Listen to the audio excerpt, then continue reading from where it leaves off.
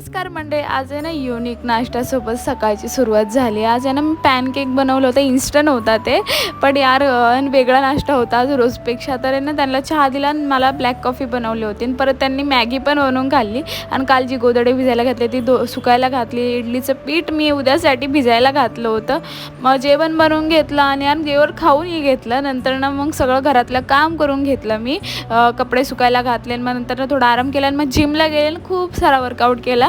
नंतर घरी आल्यानंतर चहा बनवला. चहा पिल्याशिवाय बरंच वाटत नाही. मग स्वप्नील इव्हनिंग शिपला गेले होते, तर मग ते जॉबला गेल्यानंतर मग माझा फ्रीज खूप दिवस झालं साफ करायचा होता. मग बोलले आज मुहूर्त निघला, तर तो फ्रीज मी साफ केला आणि किती चकाचक दिसतोय बघा.